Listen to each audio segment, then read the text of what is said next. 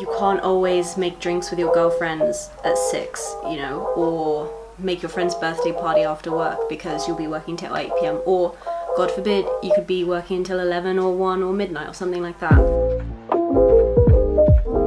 Hey guys, welcome to my channel. My name's Emily. Today I'm going to be talking about how to thrive alongside a demanding, like time-consuming career. How to basically keep looking after yourself, because I'm in an industry where we work extremely long hours and it's very demanding, and it's a lot of like outside work in the elements, walking around carrying heavy stuff all day every day, and it gets a bit much if you've been doing it for 6 months in a row with no break. So I thought I'd share some tips that I've learned. I've only been doing my job in particular for 1 year, but I've done a few other jobs that are very like labor intensive. So I thought I might share some tips with you guys. If you haven't already, remember to subscribe and like this video and turn on the notification bell for when I next upload, which should be once a week. Okay, so my first tip is keeping a morning routine. This has just about saved my ass every day because I work in the film and TV industry and our hours change a lot. So one day you can be starting at 7 a.m. and then you're starting at 1 p.m. and then you're starting at 10 a.m. and then you're back to starting at 8 a.m. And your sleep routine is all over the place. That's something you can't really control. But what you can control is having a morning routine that you can stick to and do the same every day. That doesn't necessarily mean like going to the gym every day and like having a long breakfast and cooking everything and mixing yourself a juice, because normally you're waking up so early that you have to just get out of the door as quickly as possible. I take about an hour and a half in the morning, or an hour depending, because I prefer to shower in the morning. So my morning routine is making coffee, shower, skincare routine, makeup, plaiting my hair, getting dressed and going out the door, and I've got it down to like a T at this point. So that's what I do every morning, no matter what time I start. I personally like to keep it long because there's more room for error. If you've had a really late night and you just want an extra 15 minutes in bed, it's not going to be completely detrimental to your morning. My next tip is something that people in my industry complain quite a lot about, you know, that we can't do even though we want to, which is seeing friends and family during the week or on the weekends. Obviously, because you can be working really unsocial hours in this industry, and I'm in a lot of industries, you can't always make drinks with your girlfriends at 6, you know, or make your friend's birthday party after work because you'll be working till 8 p.m. Or, God forbid, you could be working until 11 or 1 or midnight or something like that. That's why I think it's really important that when you can, you do meet up with the people that you love, because they can keep you grounded if your career is very busy and you're always thinking about it. Seeing other people from outside of your work can be like a refresher, and it's really good to take your mind off things. And also, friends are going to be there for you when a career isn't, so it's definitely better to prioritize the friendships rather than the work all the time. I also make the plans in advance just so I know that they're there and there's something to like keep me going to the end of the week. There have been a few times where I've managed to see friends after work, and there was actually one time where it was just before Christmas, and my girlfriends had organized that we'd all go out to like have a roast or something, and then my shoot extended, so we finished at something like 7 and the booking was at 7:30, and it was the final day of our shoot. It was so annoying.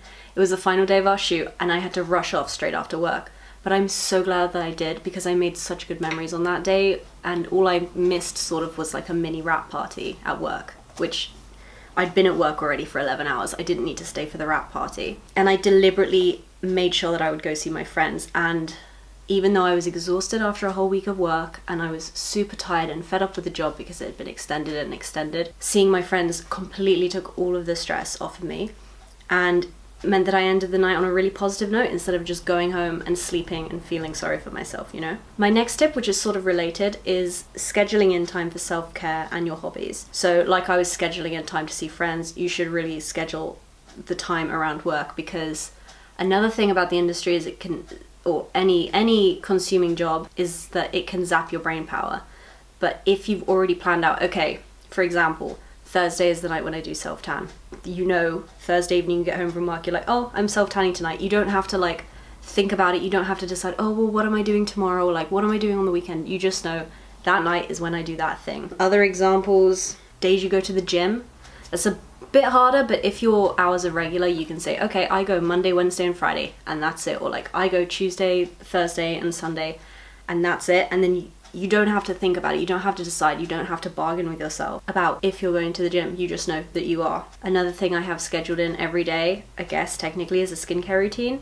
So I know straight after I get out of the shower, before I put on my makeup, I have to do a 4-step skincare routine. And when I come home in the evening, first thing I do when I get home is take off the makeup again and do a skincare routine again. And then it means that I don't have to be stressing about this stuff. I just come home and I know that that's what I have to do. You're like taking the decision making out of it, because isn't there someone it's like some CEO rule that you want to do as few choices as you can? That's why like they pick out outfits and stuff. So that's kind of how I see it. If I just know that Thursdays is when I self-tan, then I will always self-tan on a Thursday. And it always gets so messy when I'm like, oh, maybe if I do it on a Wednesday and then a Friday the next week.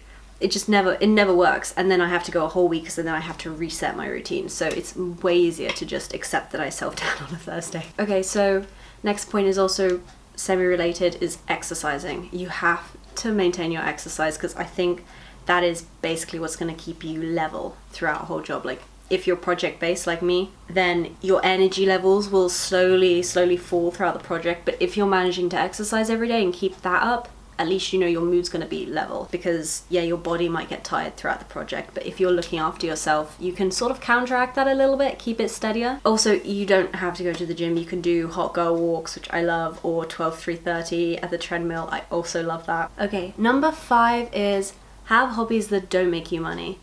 This, I know we live in a culture of like having a side hustle, and that is totally great. I think everyone should have a side hustle, but you also have to have a hobby that you literally just do because you love it.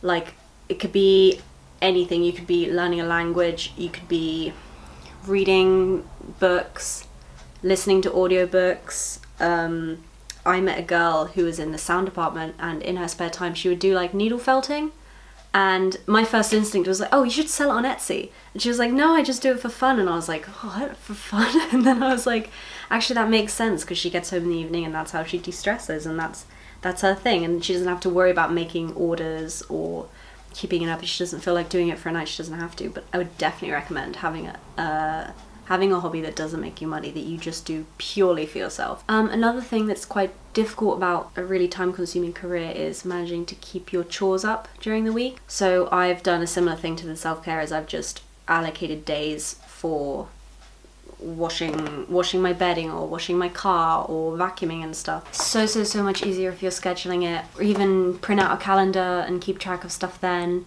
Vacuuming and stuff that needs to be done once a week, you can easily see what day did I do it on last week, just do it a week later. Next tip is have a work uniform. So this one's tricky. Like, when I first started in the film industry a year ago, I had pretty much 3 pairs of cargos, 3 long sleeve tops, 3 vest tops, 3 t-shirts, and I would always wear from that frame. And then as the year has gone, I've become a bit more like relaxed with my style, but I still have a real separation between my work closet and my normal closet, because you can go to wear a nice pair of jeans for like a coffee with your friend, and then realize you wore them to work, so they have stains all over the knees, and there's dust down one side, and there's like tape stuck to it, and you've got shower caps in your pocket. Don't even ask. My last tip for thriving alongside a demanding career is that your next day should start the evening before.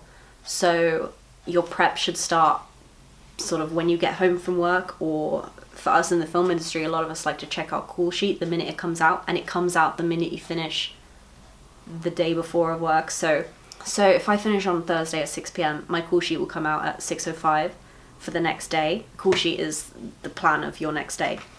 And I'll check it, and I'll look at the location, and I'll look at how long it takes me to drive. I'll look if I have a pre-call. I'll look if we've got rain effects and I need to get my wet weathers out. I'll be looking at all that kind of stuff, because you can't be looking at that in the morning, because if you don't know if your commute's an hour or 15 minutes, it doesn't make any sense to check that when you wake up in the morning. That's definitely something you should know ahead of time. But also stuff like, if you want to have a coffee on the way to work, get your coffee flask like washed and ready to have coffee put in it the next morning. Maybe lay out a little spoon in the instant coffee, or like put the coffee in the grinder ready to go. If there are certain things you need for work the next day, put them aside. Just make it as easy as possible for you in the morning, because God forbid you wake up late 15 minutes and you have to run out the house and you haven't prepped enough and you forget everything you need. That can be really not great if your career is very demanding. The only other things I would say that probably very useful to have like some kind of rock in your life. This is just general life advice. Like, I'm religious, so obviously going to church every Sunday is what keeps me sane throughout a work week when everything's been hectic. Maybe you've been on clawbacks, which is when your shift gets earlier and earlier each day. Like, yes, that's the thing in our industry. It's horrible. It sounds corny, but like, remember who you are, because you spend so much time at work in our industry, in particular in film and TV, that you can just get totally swept away in it if you're not paying attention to yourself. So definitely ground yourself. If it's every other evening, really every evening is better. If my morning routine was like perfect, I'd read the Bible every morning and pray. But I don't always have time and I haven't implemented that yet. When I'm more organized, one day I hope I will get to that point, but I'm not there yet. Anyway guys, thank you so much for watching. I hope this advice was useful. Leave a comment if you have any more questions or if you have your own tips. Otherwise, remember to follow me on Instagram and subscribe, and I'll see you next week. Bye!